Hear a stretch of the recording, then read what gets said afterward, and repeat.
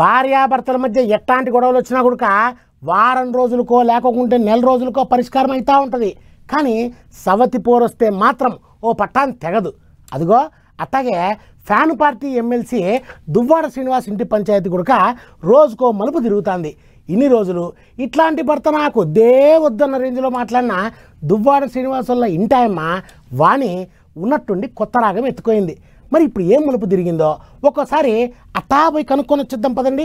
నా భర్త నాకే కావాలి, ఆయన నిడిచిపెట్టి నేను అస్సలు ఉండలేను. ఈ కాంచి ఆయన ఏమన్నా చేసుకొని ఎక్కనన్నా తిరగనియ్యి, నేను ఆయన ముచ్చట్ల జోలికే పోను, ఇదేందని అడగను అని అంటుంది దువ్వాడ వానక్క. అంతేకాదు నాకు 2 ఆడపిల్లలు ఉన్నారు, అందులో ఒక ఆమెది ఇంకా పెళ్లి కావాలి.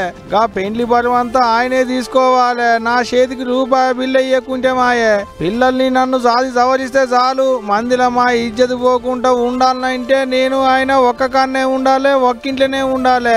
అందుకు నేను సిద్ధమే, ఆయన కూడా సిద్ధమే అని చెప్పి నన్ను ఇంట్లో తోలుకునేదానిక ఈంచెల్లి గదిలే ముచ్చటే లేదన్నట్టు ఇంటి ముంగట గిట్ల దోమ తెరపాల్చుకొని మరి ధర్నాకు కూసుంది.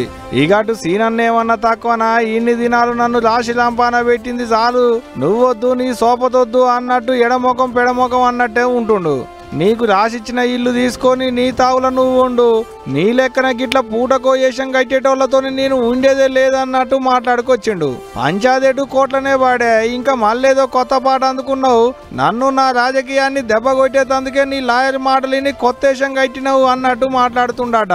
ఆయన సూత వానెక్క లెక్కనే, నువ్వు ఇట్లా ఎన్ని దినాలు కూసున్నా ఎన్నేళ్ళు కూసున్నా నేను నీతోని కలిసి ఉండే ముచ్చటే లేదన్నట్టు చేస్తుండు.